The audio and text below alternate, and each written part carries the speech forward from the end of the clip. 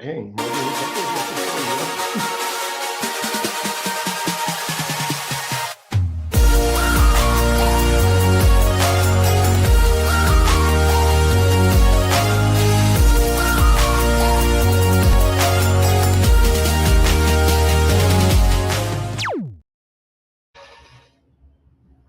Martin, all right. Good morning, good afternoon, good evening. I'm not sure where you are at, but wherever you are at, we are so honored that you would take time in your day, take time in your life to be able to spend time with us. And Elaine and I are both excited to be here today. We're excited to hopefully give you some knowledge and some uh, just perspective.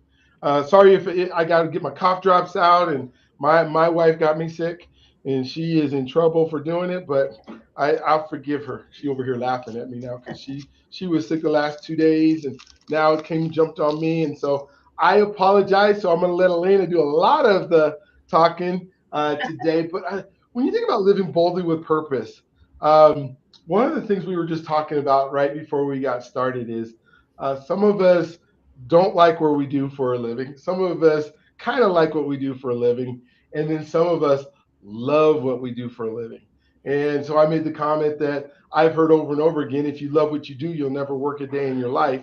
Uh, but, it's like they're actually paying me for this.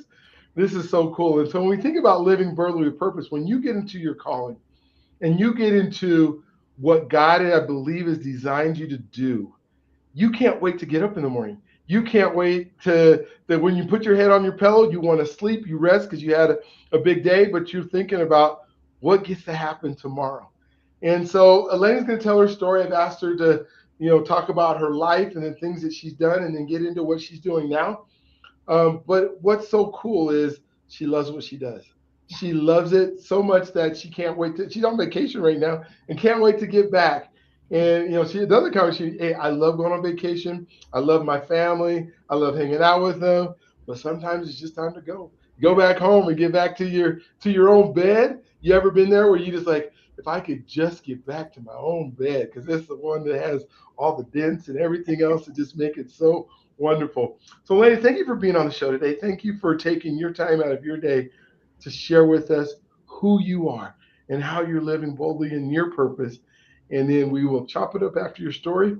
But thank you for being on. The floor is yours. Absolutely. Number one, thank you so much for having me here. Like, I'd love to be able to take these opportunities to just pour back into people. Sometimes the way that we end up doing what we love to do did not come easy. And so if we can share those bits with others, it's an amazing thing. The other thing I'm going to share is I'm just coming off of being sick with bronchitis. So I have my water here too, in case we need to take turns coughing. Okay. But no, for me, everybody has that pivotal moment. I like to call them moments of impact. Those moments of impact that just kind of guide and direct who you're becoming. And we might have an idea of what we want to do. We might have an idea of what we want our life to look like. We might have our plan, our 5-year plan, our 10-year plan laid out. And the funny thing is, in a moment, God can just crumble it all down and say, my child, nice try, but this is what I have you here for. And I have found that you can either stay in flow and ride the wave, or you can feel like that 2-year-old toddler that is kicking and screaming and not wanting to go a certain way, and you just waste so much time and energy. And so there are so many different moments that have brought me here, but the one that totally changed the trajectory of my life was when I became a widow at 44 years of age on Christmas Eve of 2018. Now, were there many things leading up to that point? Yes. But in that moment, everything changed. In a moment, who was I? What was I going to do? I was now carrying this new label that's like identity widow. Um, any plan, any vision, any goal, like it was gone. Like it was just gone. And so in that moment, and it also happened on my favorite time of year. I love Christmas. Christmas is my favorite time of year. And now, year after year after year, it's also a memory of that time. And so you have to learn, you have to learn how to adapt. But one of the reasons that makes my moment different, okay, is I had always been an entrepreneur. Always. Grew up in it, always was it, owned a business for 14 years. Then I went into corporate leadership. I promoted, tripled my income all in 12 weeks. And I'm leading a training team in a huge department. But that entrepreneurial spirit still gets you. And at the time, my husband owned his business too. And he was going, I made the decision to leave my job, leave my plush corporate office and just say, no, I'd rather take the hard road and build my own thing. So he was going to support me, support things for at least that first year, because we all know it takes a while to gain traction in your business. So I leave my corporate job, and it was 8 weeks later that he had his heart attack. So that was the start of it. He had his heart attack. He was in ICU for 25 days before I had to make the decision to turn the machines off. And then he passed on Christmas Eve. So in that moment, not only did I no longer have a job, but because he was an entrepreneur, his job, it was bleeding money out left and right. So literally, when I say everything changed in that moment, it did. And so leading just weeks after his passing, have you ever seen those movies where people talk about they married a stranger, or they start dating somebody and they find out that they had like 5 wives? Like, yes, yeah. Okay, well, that was kind of me. I had no idea that there was so much debt. I had no idea that my name was on like two property deeds, like in another state. I had no idea that he had taken a lien out against our home in his name only. Like, I didn't know any of this. So I'm trying to grieve. I'm trying to figure out, like, how am I going to make money, all while realizing like I really didn't have anything. And then I still have 2 sons. I'm trying to make it work. And then we find out there was a 5-year affair. I discover a 5-year affair that I had no idea about. And then we go into COVID shutdown. So talk about like, oh my gosh, beat down after beat down. I felt like, I always talk about being like Rocky in the ring. It's like, God, like I felt like I just kept saying, hit me harder, hit me harder, because gosh. Obviously I'm not going down. I'm trying to get back up, but I got to that point where it was like, God, like, how many more hits can I take? Like, how many more discoveries can I find? Like, it was crazy. So I actually call 2019, that was my year of hell. Like, that was my living year of hell, of like, I just wanted to crawl in a hole and not wake up, right? So being an entrepreneur, I still went through with the project to write a book, and we're on track. And so I was like, okay, I got to get ready for my book signing and all the things at Barnes and Noble and all the stuff. Well, then the COVID shut everything down. So I get my box of books and I have to unbox them at home by myself, because nobody could even see each other back then. That was like when we were having to stay home. Yeah, we're sheltered. So nothing got better. Like, nothing got better. But all through that, I just knew, okay, God, this cannot go to waste. What are you doing with me? What is happening here? I don't understand it. And this is something that I hope a listener will get. There's a purpose in it all. And you might not discover what that purpose is for years later. But if you can hold on to that belief that I know there's something positive in here, I just can't see it right now, but I trust that if I just keep taking that one step and then take that one step, that it will be revealed. And that's all I could do. I had to put my creativity in motion. I had to roll up my sleeves, and I had to refuse to quit. And that's where at one point I asked myself, what's the worst case scenario here? What's the worst thing that can happen? Because I lost everything. Like, I mean, when I say everything, once I found out about his affair, I sold my $7,000 diamond wedding ring for $500 at a pawn shop because I had to keep my electricity on because I had to be on a podcast to promote my book. So I'm doing all of this and no one knows.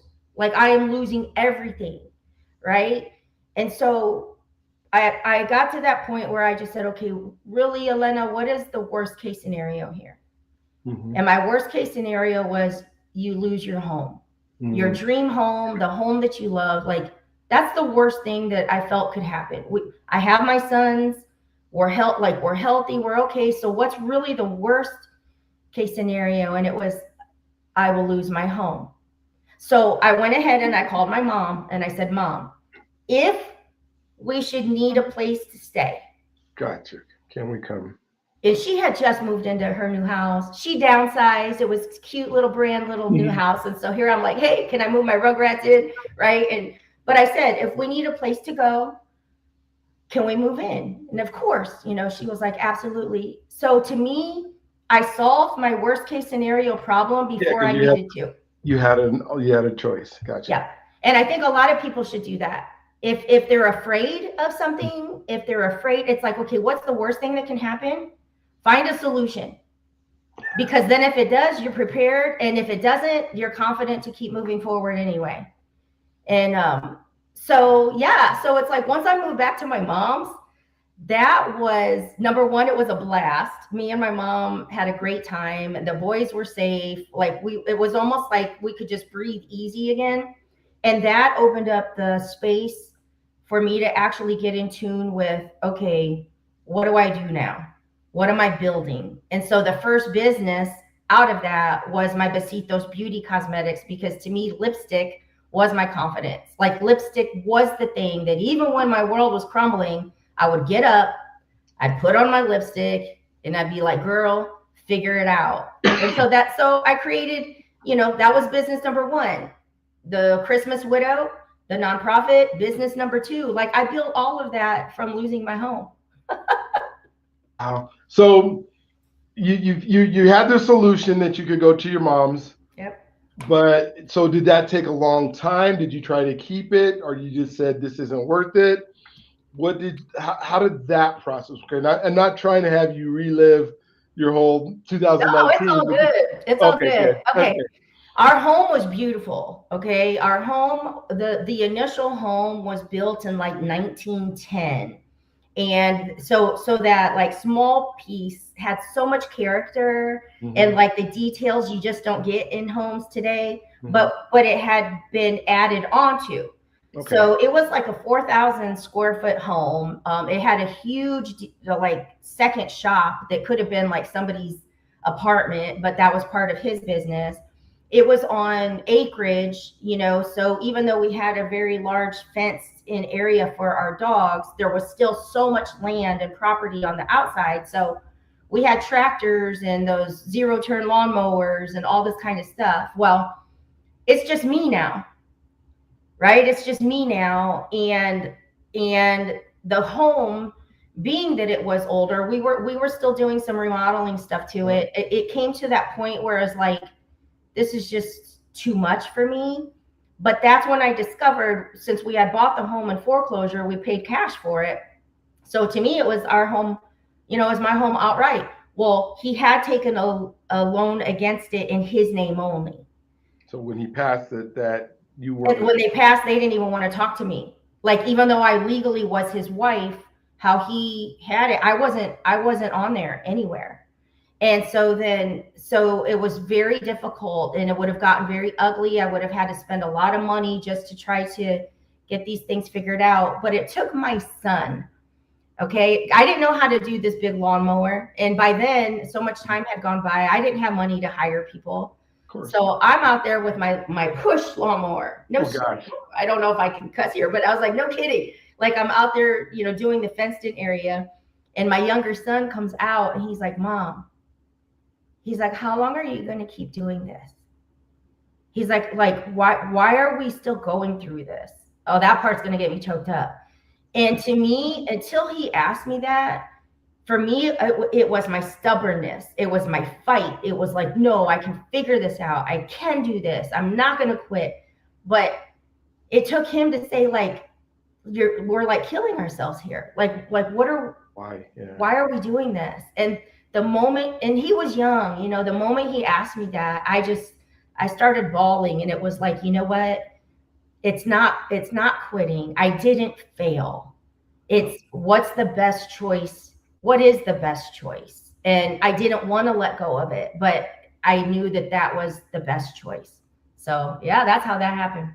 Wow. So before we jump into the success part of what happened after, um, your identity, like you grow up and just kind of walk me through who you were. It sounds like marriage was something that was important to you, and obviously not as important to him as it was to you.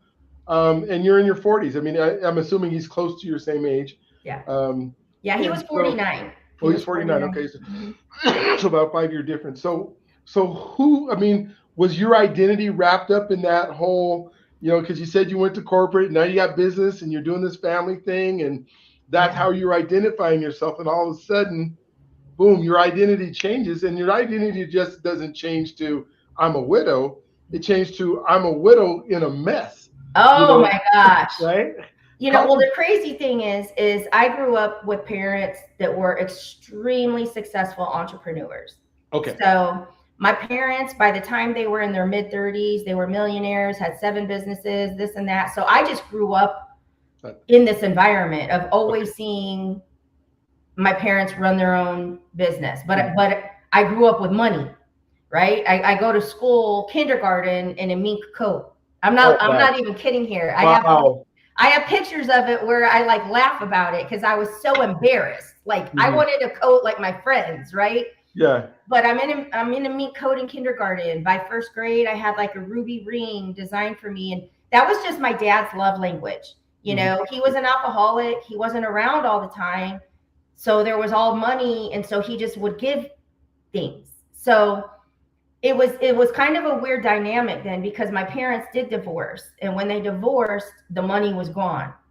So I saw my mom struggle. I saw my mom work 3 jobs just to keep a roof over our head. And my dad left and started a whole nother family kind of thing. So young, there was that trauma. There was that abandonment. You go from one extreme to the other extreme. And so growing up, I was very conflicted. I fell in love. I ran away from home. I just was lost for a long time. So when I got married, I was married and had my 2 sons, but then we got divorced. So my husband that died was a second marriage, but he was somebody that I knew from like kindergarten. From like I went to school with his sister, and he was a couple years older. So we had always known each other. So where this gets complicated is because obviously that second marriage wasn't healthy. If there was that many lies, that much deceit, debt, betrayal, affairs, all the stuff, okay? But how we came together was when my dad died of cancer. He died of cancer in 2011, and I found myself feeling like that abandoned little girl again.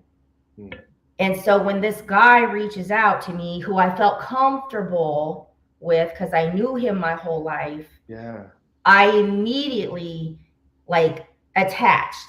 So I think that young girl in me is the one that attached to him very quickly, because it was almost so fast that the emotional abuse and breakdown started happening, but I couldn't even recognize it because I was grieving the loss of my dad.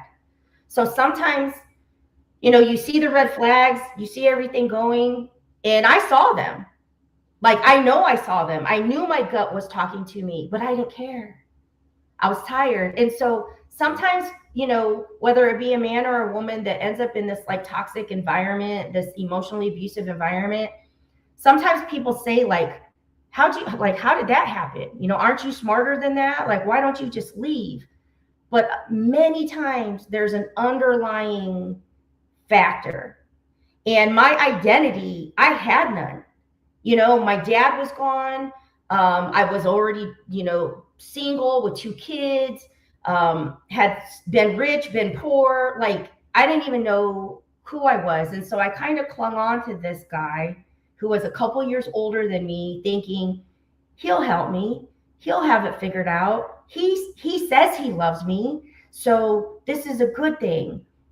But I also know now with those types of people, he knew I was most vulnerable and came into my life at that time. So as a woman, to me, loyalty, devotion, commitment, those are huge. And to get divorced the first time was excruciating. I can't say that that was a choice that I wish would have happened, but it happened. So going into a second marriage, to me, it was still loyalty, devotion. So even though he was emotionally abusive, I kept just praying for more strength and more forgiveness. I kept asking God, help me be stronger to endure this. Not once did I ever consider leaving. And I think God knew. When God started planting the vision of this calling, of what he was calling me to do, every time I would bring it up, at the time my husband would be like, well, that's stupid. Like, who do you think you are? You can do this. Like, he would just talk down to me. And I remember like pleading to God, like, I know you're calling me to more. I feel it. I know it. It's who I am. It's what I'm here for. But I'm not going to be able to do that in this environment. And so I actually started praying, God, please change his heart. Please change his heart so that I can do what you're calling me to do. And I'm not afraid to say it anymore today. But you know what? God changed his heart and gave him a heart attack. Uh-oh. I love it. And removed him. So for me, it was a non-negotiable. I have to build what I know I'm here to build, because God don't play. No, You don't play. And so my identity, I'm still figuring it out, Okay. Well, and then we'll jump in. So now 2020 happens. We got the pandemic. You move in with your mom, and now you're saying, well, you said you were an entrepreneur and you wrote a book. Yeah. So the book didn't have anything to do with this story. The book was stuff you had done before he passed. Yeah. The first book was called Broken Stronger. Okay. And it's actually about the steps that you need to break free to become your own boss. And so I went and wrote that book, but then I crack up because I'm like, shoot, I needed a Broken Stronger 2.0 after. And so that's why I have the books that I have now. But yeah. Gotcha. Yeah, and I'm thinking Broken Stronger. You had no idea if you wrote that before you knew that was even going to be. Yeah. So you got your book, and then what else are you doing now? Because I got to make some money. Now you got your safe haven at your mom's house. Yep. So at least you're going to be okay there. But what are you now doing to make sure you take care of your son and yourself? And you said you started a business that was lipstick, because that was important. So kind of just walk us through now the rest of the journey to where you're at now, and then we'll talk about identity again. Yeah. So when I say I left my corporate job, it's because I had gone through like the John Maxwell team process. And so of course I wanted to be an executive development coach, and having the experience in the corporate executive world, I was like, oh my gosh, people need help over here. Yeah, that's all. So my goal was to go into executive development, leadership, and coaching in that way. So in that time in between, all of this crumbles, all of this falls apart, but I was still sharing my message. The message evolved because now I was focused on, as women, how do we rebuild confidence? How do we rebuild that self-esteem? How do we come back from betrayal? How do we start to feel like we can lead again when we've been destroyed? So my purpose started evolving, and being the businesswoman and looking for coaching clients, women to coach. To me, I created my cosmetics, my lipstick line. It was just lipstick at the time, as a lead magnet. Okay, because for me, lipstick, like I said, was my superpower. Lipstick was the thing that made me feel beautiful. It made me feel strong. If I was tired or had been crying for like all night, I put my lipstick on. I felt vibrant, So I started having like little lipstick parties at women's, houses. We'd get girls together, have wine, snacks, play with lipstick. But I talked about my work, and so that was a way for me to start getting clients to focus for other women that wanted to rebuild their confidence and self-esteem. So that was my business. I had a coaching practice, but the cosmetics company became a lead magnet that made money on its own. Okay. So, you're able to double up, do both. Yep. Right. So now you're starting to make money. Yep. And it's working, and life is getting better. You had a blast with your kids. They're growing up as you're doing this. Now, do you have like this dream of what is next, or what the next level is going to be, and then you start working on that? I mean, you got all the Maxwell training. How did that all work out for you? Yeah. So one of the nights I was still at my house, and I think it was shortly after discovering the affair, and I was I was in a bad place, put it that way. And I always kept a notebook by my bed, because I always felt like God would like give me ideas and things like that. And if I didn't write them down immediately, when I woke up the next day, they were gone. So I'd always keep a notebook by my bed. And one of the mornings I woke up and I read that God had shared with me. It said, "Remember who you are, remember whose you are, boldly step forward, show your crown." And so today we have Show Your Crown Enterprises, but that's where it came from. And so it took me a while to understand, God, what does that mean?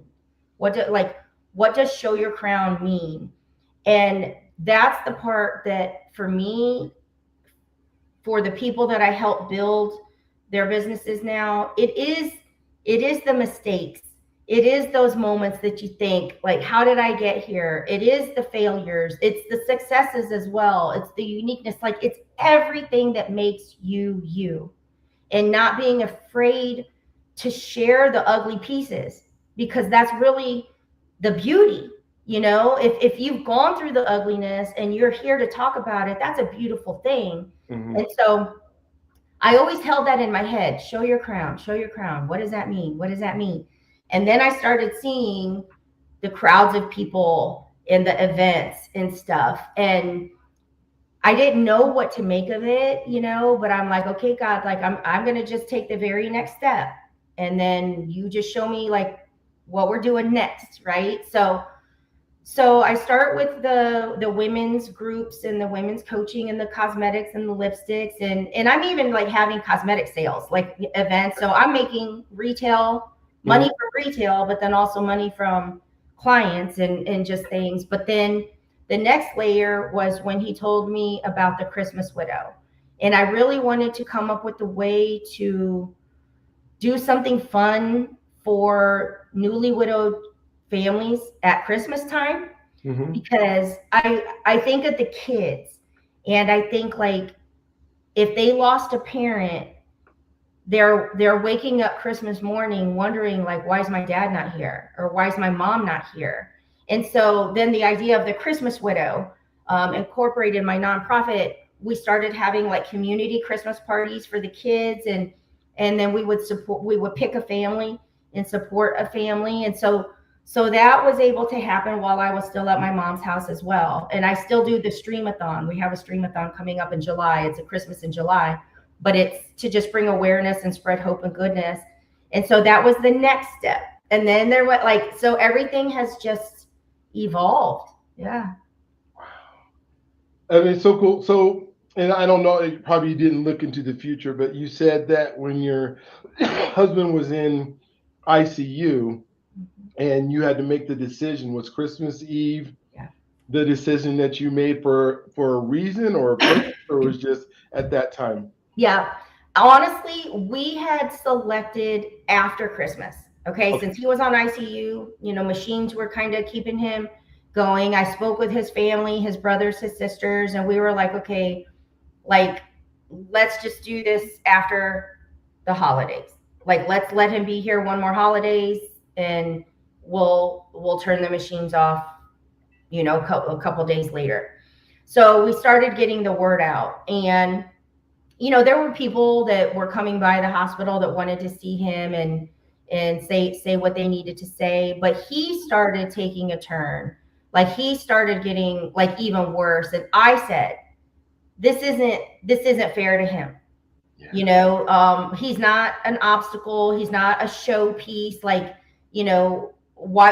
are we doing this? And so his family lived out of town, but within driving distance. But I ended up calling them and I said, he's declining very, very rapidly. I don't think that we should wait. And so his brother said, we trust you fully. We'll head that way, but you do what you got to do. Okay. And so it was actually the day before Christmas Eve that I think it would have been December 22nd that I signed the paper that we're going to do this tomorrow morning. So then it was December 23rd that morning, and he just held on. He held on, and I remember being at his bedside, asking him what are you waiting for? And then I'm like, Christmas Eve, damn it, that's my favorite time of year, and then I actually made a joke about the nurse's shift. I could tell there was a nurse that he really liked. I don't know why I know, but I just know that there was a nurse that he felt comfortable with. And I said, you're waiting for the scheduled shift. And no kidding. I think it was like 3 a.m. The shift changed. They came in, took vitals or whatever. And shortly after that, he passed. So it ended up going into Christmas Eve. So then by the time so he passed legally on Christmas Eve. And so then by the time that I did everything that I had to do there, I'm getting back to my house Christmas Eve morning at 7 a.m.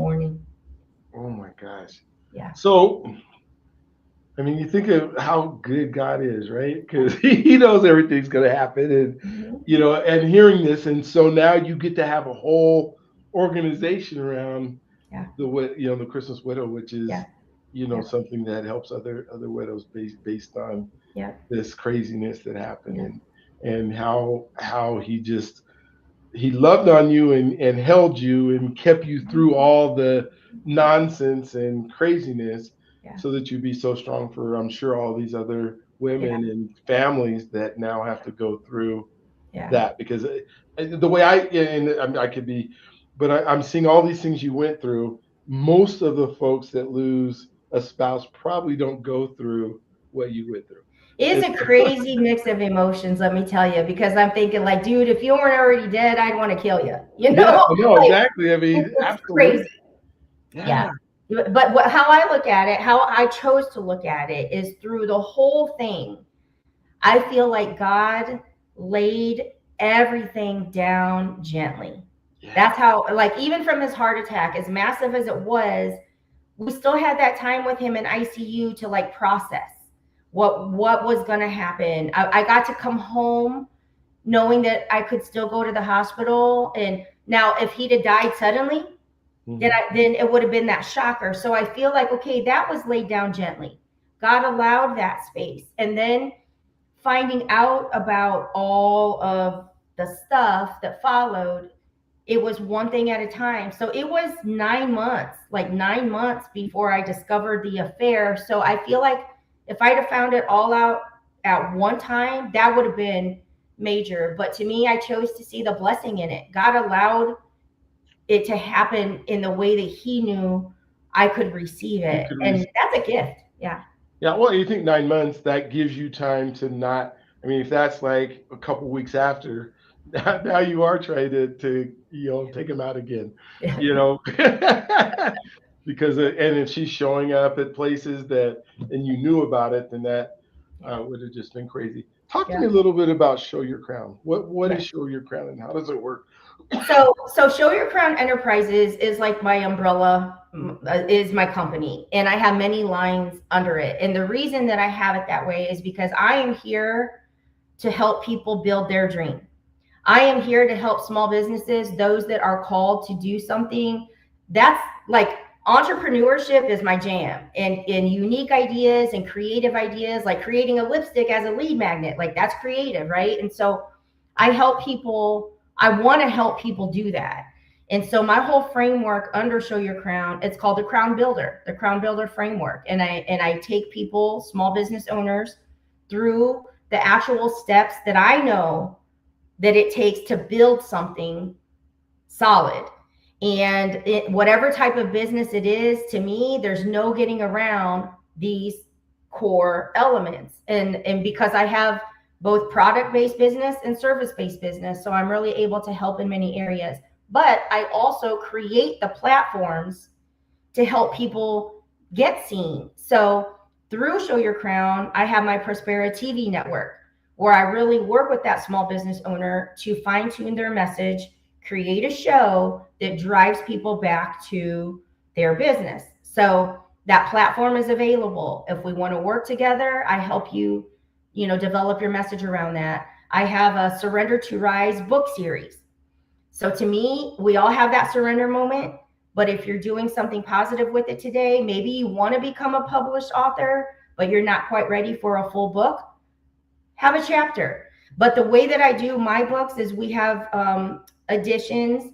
We're on our third edition right now. Men and women can be a part of it. But I set it up where it helps you make the most profit. I'm not here for ego. I'm not here for bestseller status. I'm here for you to use your story to create that impact, but build your business. So Show Your Crown is all about using every experience, but let's build business. Let's build something out of it, because ultimately, if God's giving you the idea and the calling, it's because it's supposed to serve somebody, but that's called a business. So let's do it right and not just have an expensive hobby. And so those are the ways that Show Your Crown helps men and women. Man, that's so cool.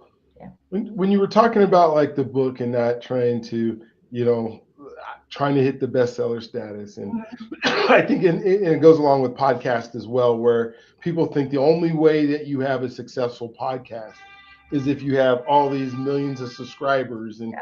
the books that go, not realizing there's so many different ways to monetize a podcast or monetize a book or have the book as a lead magnet for something else. Maybe talk a little bit about how you've evolved in, you know, you've written several books now, and you're out there and you're speaking and you're talking, and how that has helped your business without chasing this thing that everybody thinks is, oh, you're not, you're not it until, Yeah. you're on the New York best time seller list or whatever. So, Oh, trust me. I paid crazy money thinking I was going to chase the things, right? Like my first book project, my Broken Stronger book project, right after he died, I didn't know anything. mm, And I think I spent like 15 grand on that project. And then it fell flat because we went into COVID. So I couldn't even have a book signing. Like I call that my education. I paid for my education. yeah, But I also know, like, I did the whole thing. That book got bestseller status in 3 categories on Amazon, and one of my other books is international bestseller. But if you don't know what to do with that, it don't mean nothing. Like, it doesn't mean anything, right? So I always ask my authors, what do you want? If you want that, there's nothing wrong with that. If you want the status, if you want the label, there's nothing wrong with that, but you're going to still have to do the work.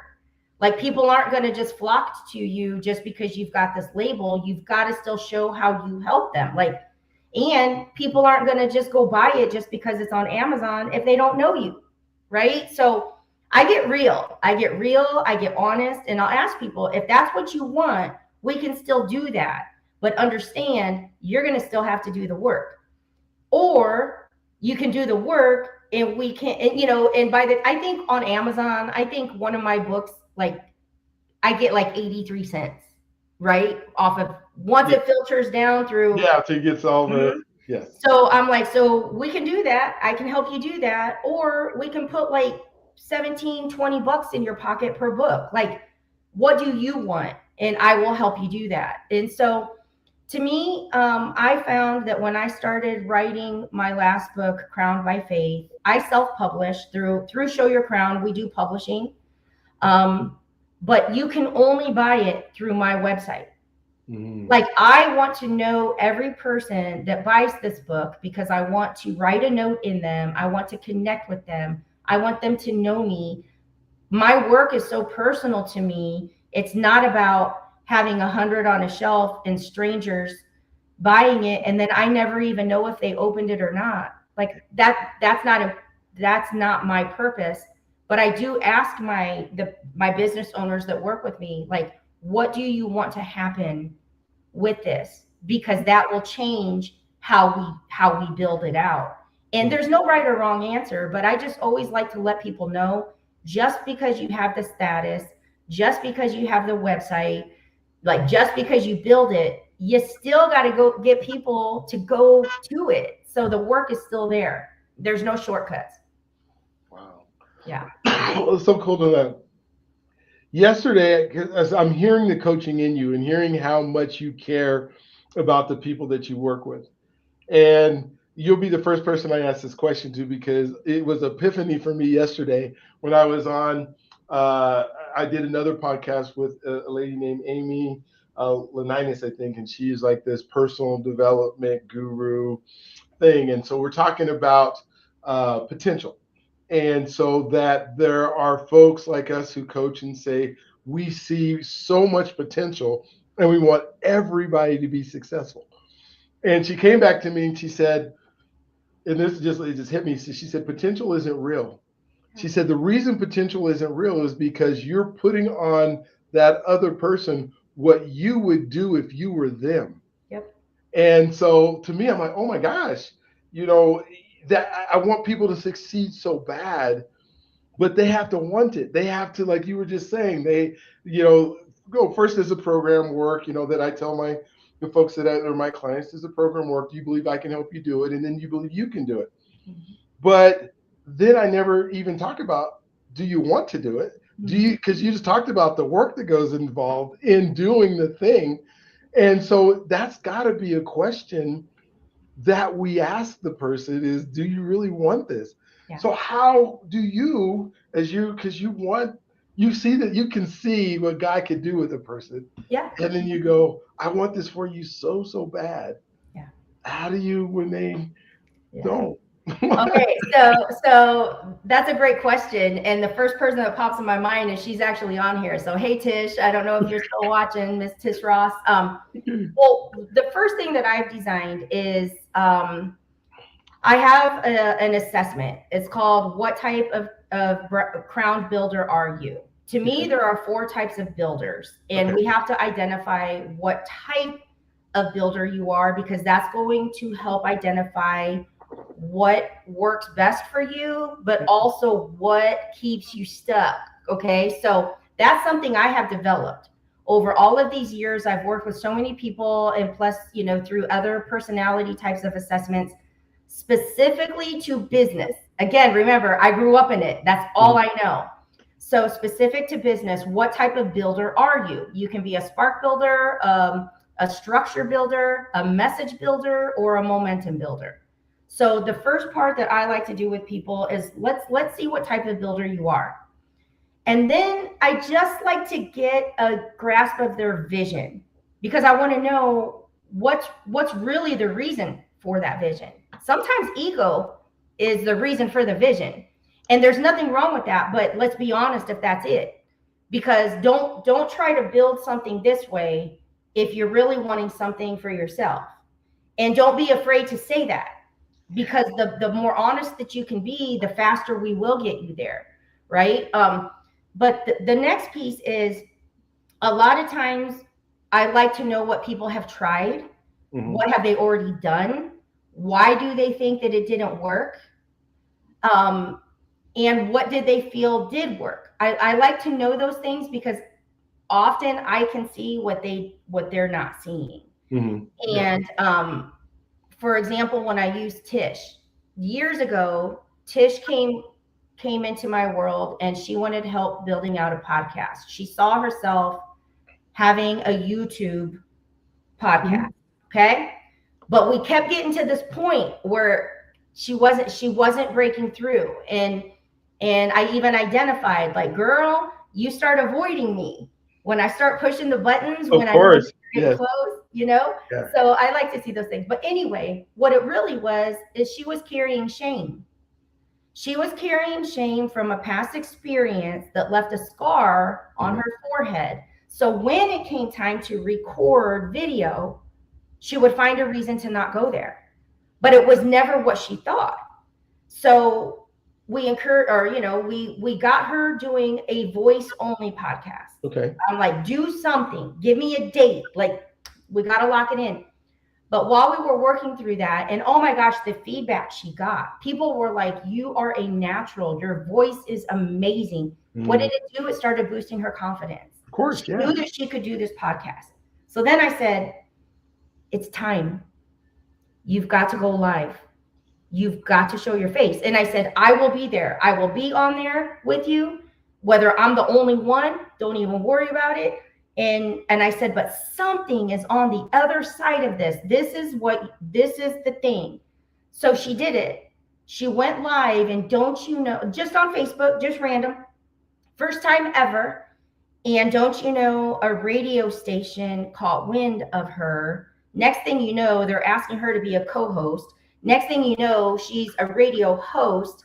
And now today, her podcast, it's called No Judgment Here with Tish Ross, has Mhm. over thousands of subscribers. And she's on YouTube showing, like, but it wasn't what she thought it was. She thought she needed better equipment. She thought she needed better lighting. And it's like, no, that's not what's blocking you. So let's figure it out. And those are the things people think they know, but they don't know. Yeah. And when they can trust you, and when you can learn a little bit about them, and you can actually help them see these things, man, that's the beauty. That's why I love what I do.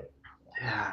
I mean, it's so much like the things you would say to somebody who has a lot of self belief compared to what you should say to somebody who has a little bit belief, because you can blow somebody out of the water Yeah.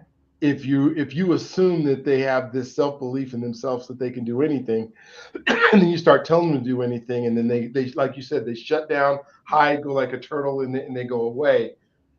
And then you have those other folks that have so much self belief that they got to kind of simmer down. How do you work when you have the person who is just so far, like they're running so fast, but they got 15, 17, 19, 1700 different things going on, and you're Yeah. like, Well, that's why we do the assessment first. uh, Okay, because the spark builder is the one who naturally has ideas. New mhm, ideas, new idea. Oh, we could do this. We could do this. Oh my gosh, this is great. Like, they just come naturally. These ideas come naturally, but they don't finish. They start, they don't finish. They start, they don't finish. And so knowing this, and there's like so many other details that go in there, but knowing this, I know how to better help them. I know how to better say that idea is great, but not right now. Let's finish this one first and see if that idea still feels great once you've finished this. But I know how that type of builder needs the most support. They need to be honored for all these ideas, but they need the support to actually finish the one. And sometimes that just, so you have to map out how they work, how they're going to do it. The structure builder is the one who is building out the whole course, all the modules, all the stuff, da da da. It's got to be perfect, start to finish. Let me edit, let me do this again. And they don't even know if anybody wants it yet. mhm. So that's how they hide. They're so worried about perfection and having this whole thing look perfect. But I'm like, you are using up all this time, energy, and you don't even know yet. So they need help being pushed to put themselves out there a little bit Yeah, yeah, sooner. yep, The message builders just have something that they want to share, but they're all scattered. They want to help everybody. They don't have a solid platform. They don't see how to package their message. So that's how I know how to help them. And then the momentum builders. The momentum builders are the ones that are like going, doing. but they don't even really know where they're going. Yeah. So they feel like they're doing a million things, but then when you sit and ask what results do you have, they don't have good results because nothing's landing. So that's why I have them do the assessment first, because if I can know where their strengths are, but now I know how to better support and help guide them in a way that still honors them. It's not me coming in saying you need to do this and this and this. It's me saying, I know you struggle here. You can't tell me that you don't. I know you do. So here are some possible solutions. Pick the one that feels most in alignment with you, and then let's do that. That's how I help them. So as a coach, do you, and you probably, we all have one of these and we may bounce in between them. But as a coach that's helping people, do you like gravitate towards, or do people gravitate towards you that seem to be more of one than the other, or is it just Mhm. random? Mhm. Yeah. Yeah. So first of all, I call myself a strategic advisor. Okay. Because of course there's coaching, but I'm not from that world where I'm going to sit there and ask you a million questions until you figure it out. And as a coach, we should never put our opinion down. We should never, we need to learn how to ask them enough questions to come to their realization on their own. Well, you know what? I also know that's frustrating and that's wasting time.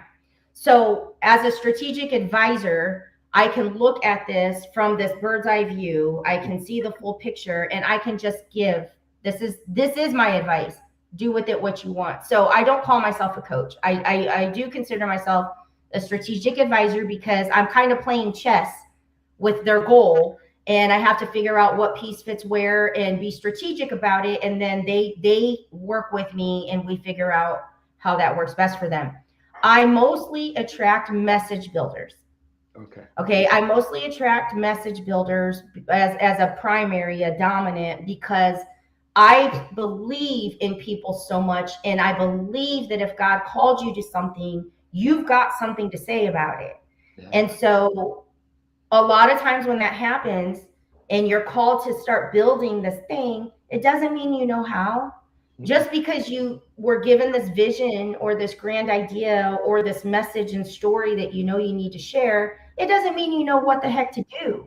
And Mhm. so, being on a podcast or video would work for somebody where it would be horrible for somebody else. And Mhm. so I attract those message builders quite often. That's the primary in my finish circle group. Most of them are message builders, but they're all doing different things. Gotcha. So yeah. That's so cool. One of the things, I mean, I can't believe we've, at this point. So, Lena, we are definitely going to do something else together. There's going to be more time. I can't, what I'm finding is I get so many interesting guests and I get so involved in their story and who they are that I just lose track of time. I lose track of where I'm at because I want to have these deep conversations, and sometimes just the platform doesn't allow an hours. I know somebody goes, you do a 20-minute podcast. I'm like, in what life can I get through a 20-minute podcast and get and actually have these conversations? Right. And so, because I've been so selfish in asking the questions that I want to know. What did you want to make sure that our listeners and the people who are watching this and the people get out of at least this episode of you and I? Because there's going to be more of where we're going to be get together and talk. But for today, what do you want to make sure everybody gets out and how to get a hold of you and all that kind of stuff? For sure, the one thing is stop wasting your precious time asking questions you know you will never get answers to. And I Ooh. learned that back then. I couldn't ask my husband why he had an affair. He was dead. And God said, "Stop wasting your time asking these questions you know you're never going to get answers to." And we all have those. We Mhm. all have those, and we waste time and energy. Stop asking those. Use your precious time for something forward. And the other thing for me is, if I have any builders out there, okay, no idea is crazy. No idea is crazy. If you're given an idea, something is in there for you.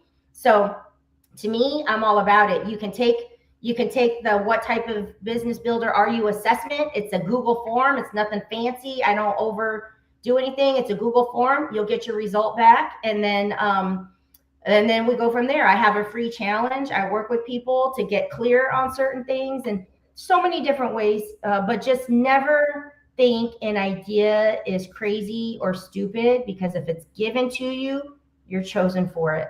So Wow. So how did they get to you and get the challenge and yep, easiest way is to just go to showyourcrown.com. okay. You can find the assessment link, you can find my my media events, like showyourcrown.com has everything that you need. And I think it even links you to my Crown by Faith collective, which is my most recent book, Crown by Faith. But you go to showyourcrown.com, we'll be able to connect from there. Gotcha. And all your books are on there as well, so people can start reading your books. Yep. Is there one in particular that you think people should start with, or is there just they meet different uh, issues in people's lives that they got to pick the one that's right for them at the time that they're in life right now? Nope, I think Crown by Faith. Crown Okay. by Faith takes little bits and pieces of my story chapter by chapter, but it also, the whole premise of it is looking at those experiences through the lens of God's love. And I actually give pointers on how the reader can look at some of those painful moments of impact that have maybe held them back through the lens of God's love, so they can start believing in these crazy ideas that they feel that they're given. That's the main book. Yeah. Oh my gosh. Yeah, I can't wait to get that one and start reading and digging in. And it has been such an honor to have you on, and a privilege to have you and to hear your story and to see your smile. Because there's so many people that a story like yours, and they don't know how to get out of it. Yeah. And so even if you can be an example to those, and I know you have been, and you continue to be, and the ministries that you have and the things you're doing, I can't just wait to be even a little part of it, the best that I possibly can. So Thank you so again, much. it has been so fun. For those of you, this is your first podcast. You need to watch a whole bunch of more of these, because Yeah. it's going to be good. I'm going to get her back somehow, some way. We are going to do some stuff together because it's just so fun. And Love it. so maybe just give us one last final thought. I mean, you gave us I can't even remember the exact thing that you said to know your. What was the last thing that you said? Oh, just jumped out of my head. Yeah. So just one final thought. Yeah, one final thought is, people sometimes say jump and build your wings on the way down. And I just say, but did you die? Right? Try the thing. And even if it's embarrassing, even if you fumble, even if it doesn't turn out perfect, the thing that we say in my circle, my finish circle, is like, but did you die? Right? There's what's the worst thing that can happen by just betting on yourself and trying to get one step closer to just building the life that you're here to live, man. Like, that's it. I love it because you came full circle, because Oh, you're at the end muted. you said that the house You're that you muted. knew. We can't hear you. Oh no, how did I mute? You're muted. I'm not, but I don't know what happened. Can you hear me now? I can't hear. Oh no, I don't that's know what not happened. good. Let's see if I back. Oh, that is crazy. Yeah, I Maybe it's just didn't. me. Can you hear me at all? Hello, testing 1 2. I don't know. I can't hear. Oh no. Maybe Well, maybe my earbuds went out. oh, gotcha. So if this is your last, we've had a fun with Lena. I'm gonna have her sign. We're gonna sign off right now. She I know. can't hear me, but hopefully you can hear me. Nope, I You can't guys hear have an you. amazing, awesome, just That is incredible day today. wild. And we'll talk to you. She's smiling. She's loving it. And we will edit this out and do something fun with it. You guys have an amazing, awesome day.